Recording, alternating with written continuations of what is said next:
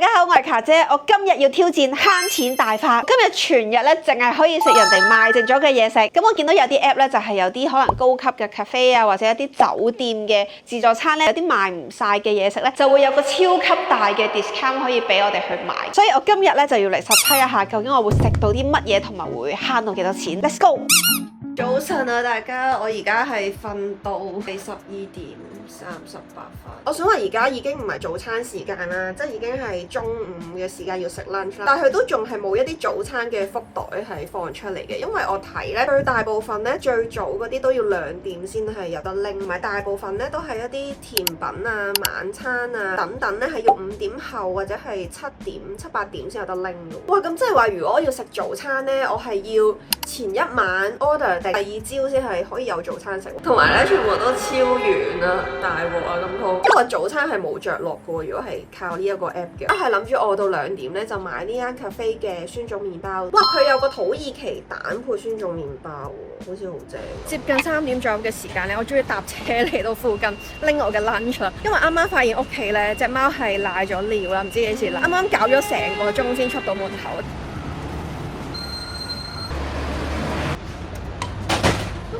終於到咗。需唔需要外賣盒？我終於拎到我嘅北非蛋，係咪叫北非蛋？佢哋係去到即刻整俾你咯，好有誠意啊！呢間我未食已經加分啦，呢個而家咧就要搭車翻屋企食啦。哇！終於翻到嚟屋企啦，咁我而家咧就要食我嘅 lunch。我想講而家已經係3點半啦，今日都出咗少少狀況。如果今日出去可能就太晏，所以下午茶同晚餐就之後再揾日報俾大家睇啦。呢間好有誠意喎，佢個賣相係好靚啦，我未食過呢個種類嘅嘢食嘅，咁今日就可以試下啦。佢好香，咁就配咗3塊酸種麵包嘅。哇！佢好好食，佢個味好特別喎，我未食過。佢係有啲酸嘅忌廉啦，香料嘅味咧好香咯，令到成件事。cream 同埋個蛋黃加埋好滑溜。好好食啊！呢個勁有驚喜，呢個好好食，有少少味調係有少少辣辣地嘅。如果大家唔介意好晏食飯啦，同埋個地點比較遠咧，我建議大家真係要試下呢一個。飽飽，剩低嘅有啲邊邊太硬咯，我咬唔到。咁而家呢個鐘數咧，我決定係食個甜品。我而家就睇緊有啲咩可以食啦。咁我發覺咧，大部分嘅嘢咧都係一啲麵包為主㗎，即係佢嘅熟食啊，其他種類嘅選擇唔係好多。所以我就而家咧就睇下有啲咩嘢可以食啦。我啱啱咧就落單咗呢一個牛奶嘅軟雪糕啊，咁佢原價係48蚊嘅，而家咧就賣緊24蚊，咁就係呢個特濃牛奶軟雪糕。但係其實我想話佢特價咗都係唔平喎，都要24蚊，即係其實佢原價係一個超級貴嘅價錢，但係特價咗只係一個比較 make sense 嘅價錢。而家咧就行緊去拎我嘅下午茶，揾到就喺呢度。唔該，我想拎呢個雪糕。原來係一杯咁樣嘅軟雪糕，我以為係有啲餅底可以食下嘅添，都幾綿滑嘅。佢幾好食喎，佢個質地係嗰啲超級綿滑啦，即係你見到係可以拉絲嘅一啲雪糕啦，同埋佢係真係好重牛奶味，唔係嗰啲超級稀啊冇味嘅嗰啲軟雪糕嚟。我覺得呢個24蚊係 OK 嘅，即係如果原價48蚊咧，我就唔會食。同埋佢個包裝都唔係嗰啲好 fancy 嗰啲，佢就咁俾一個紙杯嚟咁樣裝住呢個軟雪糕咯。我就賺見到咧，就得我一個嚟拎呢個軟雪糕咯，即係冇話好多人嚟。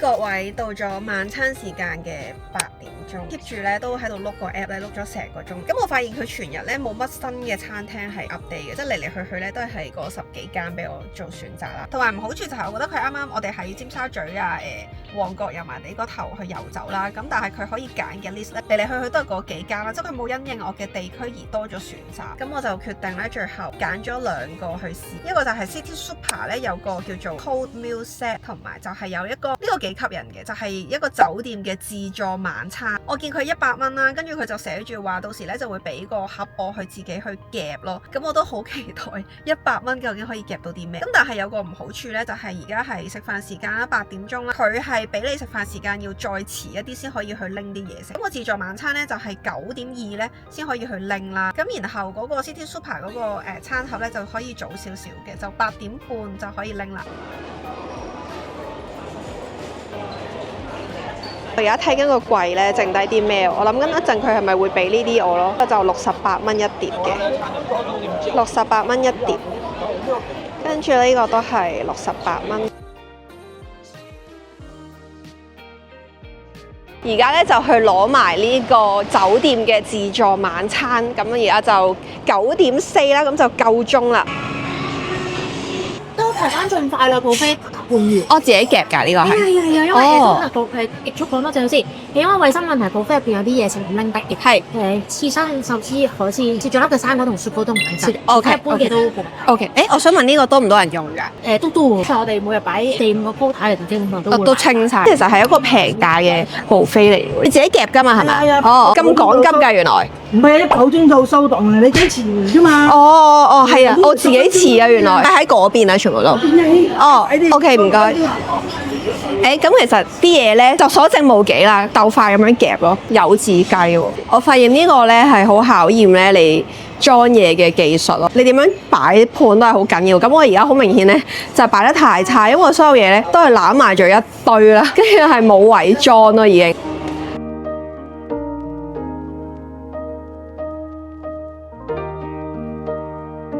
你仲有分零鐘嘅喎，分零鐘啊！咁我畢晒佢就閃啊！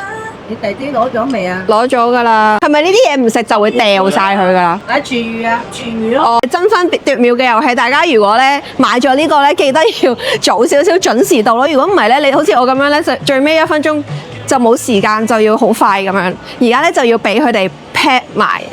Thank you。咁就搞掂啦。100蚊，大家攞到幾多咧？就係你哋㗎啦。唔知大家覺得值唔值？咁咧就翻到嚟食飯啦。咁搞完一大輪咧，而家嘅時間係10點07分啦。咁已經係非常夜，我係超級無敵肚餓。咁就拎咗超級無敵多嘅，哇！真啲流！西班牙海鮮炒飯，到佢好滿咯。臨尾姐姐俾咗好多牛扒啦，跟住燒雞啊、烤南瓜、蝦仁炒蛋。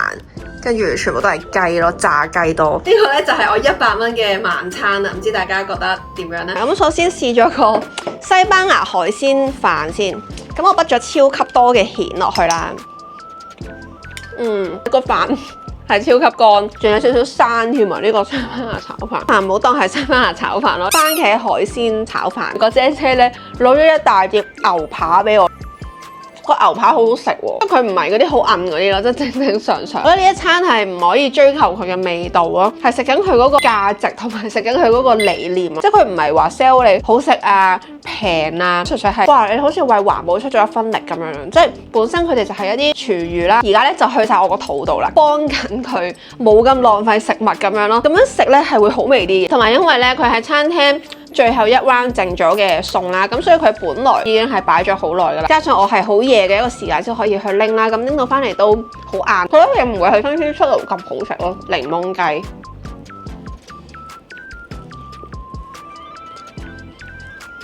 唔知大家值唔值啦？用100蚊嘅價錢去拯救一啲本來要掉嘅一啲食物啦，一定唔係話好抵食或者好好食噶啦，因為始終嘅100蚊呢個價錢出街食到一餐好好嘅嘢食啦，已經同埋都可以嗌到個好好嘅外賣啦。咁呢一個仲要係咁辛苦，佢特登去到嗰間酒店去自己夾完再拎翻嚟食，所以佢一定唔係一個方便啊、平啊同埋性價比高嘅選擇啦。咁但係佢就係有一個好好嘅環保理念啦，即係造成少啲浪費。唔知睇完呢條片，大家又會唔會去做呢件事呢？可以留言話我知，我哋可以討論討論。咁就喺 City Super 咧，用咗60蚊嘅價錢買咗一碟凍嘅意粉，同埋呢個牛油果卷嘅。咁我呢個見佢賣咧賣60幾蚊啦，呢個都係60幾蚊。咁變相我係用咗半價咧，就買咗呢兩樣嘢翻嚟啦。咁呢個咧，我見到佢都剩咗好多碟嘅，咁就冇得揀話你想要邊碟咁樣咯。我見個姐姐咧都係隨便就拎咗一兜出嚟俾我食。咁呢個咧，我見到佢都剩咗好多碟嘅，咁就冇得揀話你想要邊碟咁樣咯。我見個姐姐咧都係隨便就拎咗一兜出嚟俾我食。我覺得佢呢個凍嘅意粉咧都 OK 嘅，即係唔難食嘅，但係未去到話啊好好食好好食。如果你話60蚊嚟講咧，有呢碟意粉同埋呢個牛油果卷咧，我係覺得幾平嘅成件事，即係你平均30蚊就有一樣嘢咯，咁就可以分2餐食啦，咁即係每餐就30蚊咁樣。話呢個牛油果卷係好大個，等我。佢入面係有啲紅洋葱同埋吞拿魚嘅喎，入面係好多餡嘅喎都。其實食完呢個都會好飽咯，呢個都係一個相對健康啲嘅選擇。我覺得佢呢個卷咧都幾 fresh 幾好食喎，係有驚喜喎，因為我本身都中意食吞拿魚同埋牛油果，咁佢哋兩個夾埋咧係一個都幾高蛋白同埋一個健康嘅組合。咁我覺得佢攞嚟做午餐或者晚餐都幾適合。我覺得 City Super 呢個咧，大家真係可以留意下。我今次拍呢條片咧，純粹係實測嚟嘅啫，完全冇話收咗廣告要幫邊個賣廣告，唔係嘅。好啦，咁今日全日都係食人哋賣剩嘅嘢嘅盲盒挑戰咧就完成啦。我首先講下我嘅感受先啦。佢成件事咧，佢嘅種類係比較少。咁樣睇咧，佢全部都係一啲麵包啊、甜品啊、各樣小食嘅選擇啦。你話正餐啊、熱食啊，係真係冇乜。同埋咧，佢嘅地區係分得好散嘅，一啲都唔集中。即係例如你今日想做呢件事咧，你係要特登搭車去買呢樣嘢翻嚟咯。所以佢嗰個覆蓋率咧唔係話好多。以我為例啦，我都係去咗幾個地方咧先買到我想要嘅嘢啦。所以變相你如果要買嘅話，好大機會你係要自己跨區去自